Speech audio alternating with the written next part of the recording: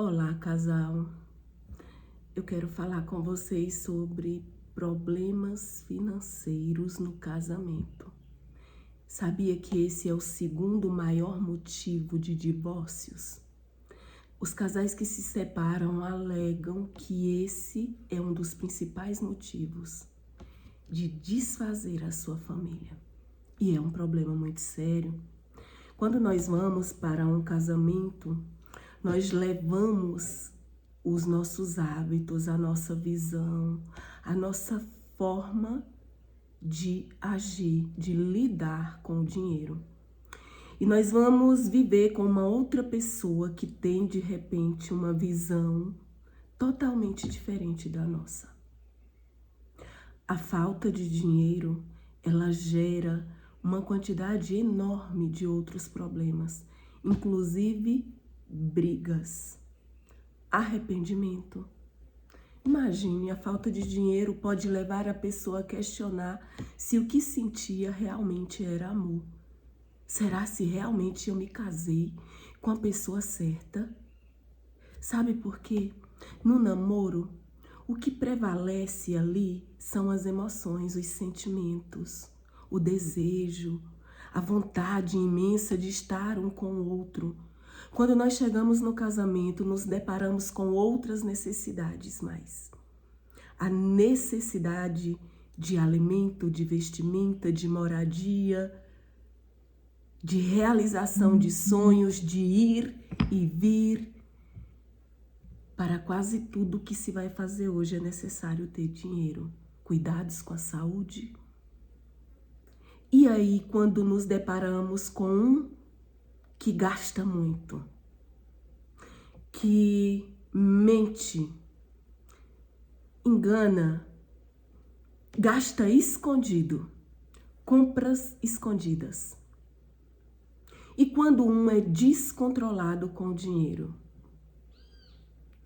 é bem sério, existe uma série de fatores que pode levar um casal a se afastar, a se desentenderem relacionado ao dinheiro.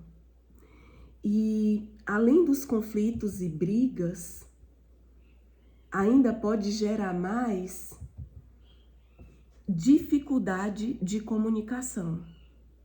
Na verdade, a dificuldade de comunicação pode agravar mais ainda o problema financeiro. Então eu começo dizendo o seguinte: infidelidade financeira é quando você não é leal com relação ao que você ganha, ao que você faz com o seu dinheiro. Eu quero te dizer que o dinheiro que entra dentro da união, casamento, é dos dois. É para manter a casa, a família.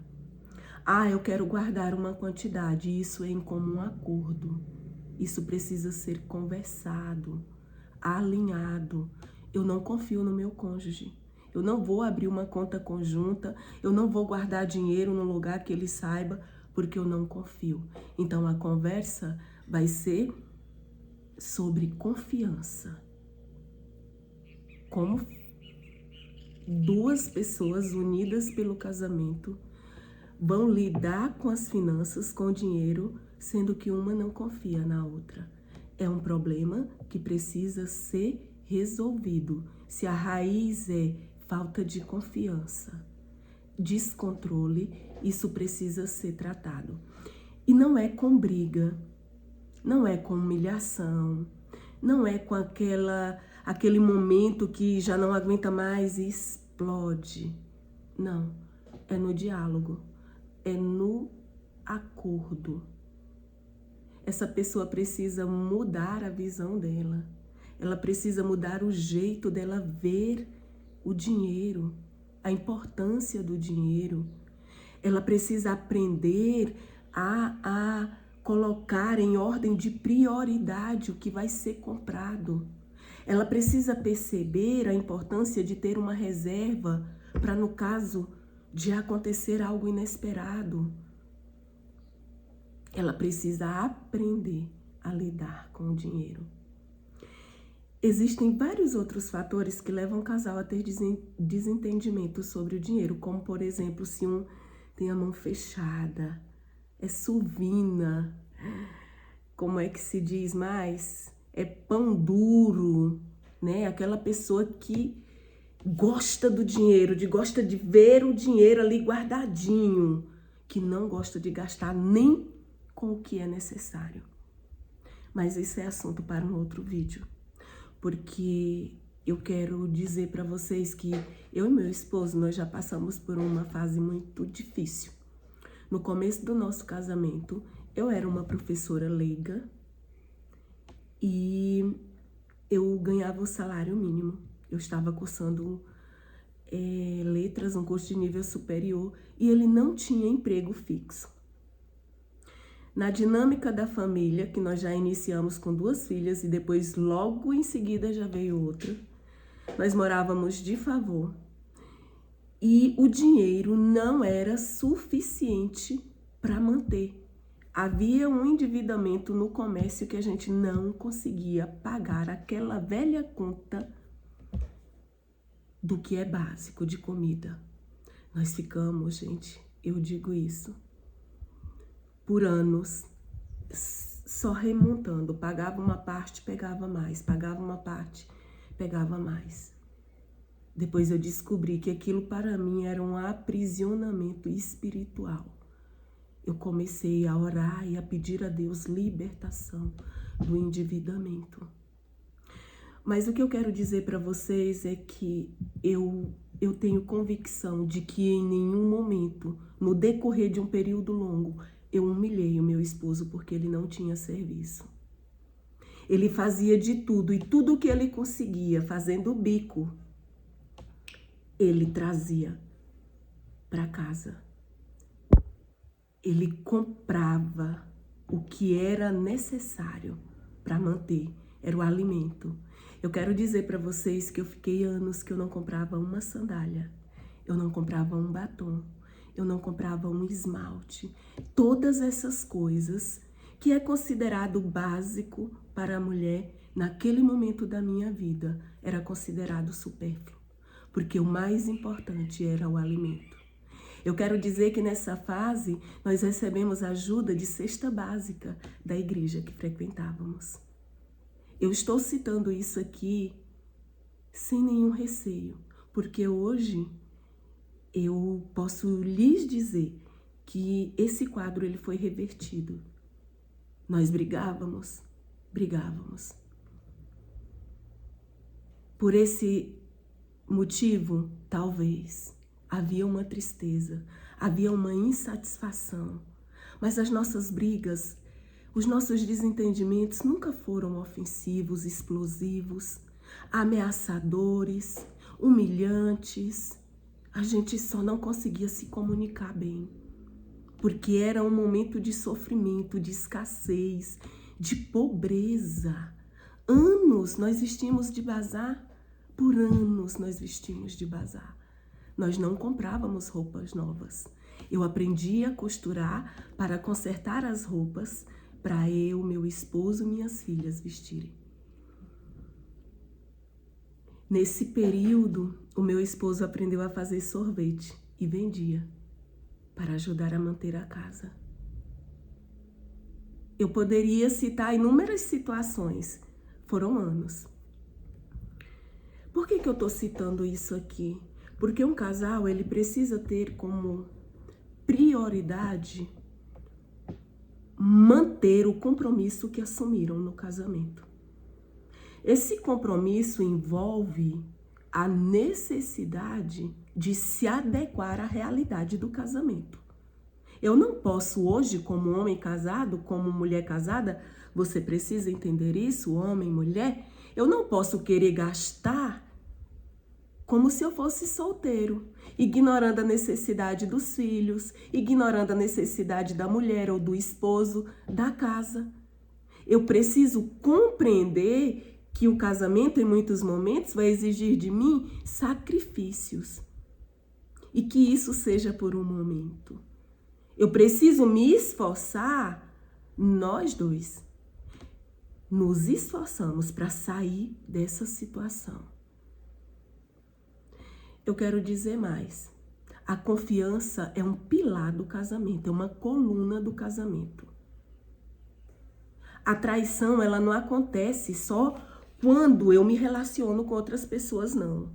A mentira, a enganação dentro do casamento, acerca de diversas áreas, também pode ser entendido como traição. Você me engana o tempo todo, você mente para mim, você age nas minhas costas. Então vamos alinhar a questão da verdade, da comunicação, alinhar aqui o que nós vamos fazer com o dinheiro que entra, quanto é que entra, quais são as dívidas que são prioritárias. Vocês querem ficar sem luz? Não, então é prioridade. Mora de aluguel, quer ir para a rua? Não, então aluguel é prioridade. Quer ver seu filho? Você quer ficar passando fome? Não, então a feira é prioridade. Quer ficar sem água? Paga água? Tem que pagar, porque senão vai ficar sem água. Dá para viver sem essas coisas? Não dá. Dá para agradar um ao outro? Uma vez por semana, comer fora, lanchar? Vamos ver se dá? Nós dois. Não eu sozinha lá me aproveitar às escondidas e comer aquele lanche gostoso. Enquanto de repente a mulher ou o esposo está em casa com fome, comendo biscoito seco. Isso é muito importante, gente. Mudar de postura diante de uma crise, de uma dificuldade financeira, pode ser a decisão mais acertada para manter o seu casamento. Eu quero dizer para vocês que a oração, ela nos ajuda muito. Colocar essas situações diante de Deus é de suma importância. Porque às vezes nós não sabemos como comunicar o que estamos sentindo para o nosso cônjuge. Mas nós podemos falar para Deus sem receio. O desabafo, o conversar com Deus nos traz alívio. Alimenta a nossa esperança. O Senhor alimenta os nossos sonhos. O Senhor é um Deus provedor. Eu posso dizer isso para vocês com convicção. Deixa eu dizer uma coisa que quando eu orava nessa fase, eu colocava diante de Deus. Eu pedi a Deus, Senhor, um dia eu quero ter uma fruteira com frutas para que eu possa comer o que eu quiser, sem ser uma única fruta. Sabe, hoje eu olho, hoje nós temos frutas na nossa fruteira. Você precisa orar ao Senhor, colocar essa situação, o seu esposo, se precisa mudar o caráter dele. Você não é a mãe dele, você não é a professora. Se você assumir essa posição de ensinar, de corrigir, principalmente com briga, vocês podem se desentender num nível a ponto de não se suportarem, de não conseguirem se comunicar como marido e mulher devem se comunicar. Lidar com a falta de caráter e com a mentira é algo extremamente desagradável. Lidar com o egoísmo de quem pensa em si primeiro, depois que venham os outros. Se você é um marido egoísta e se você é uma mulher egoísta, trate isso.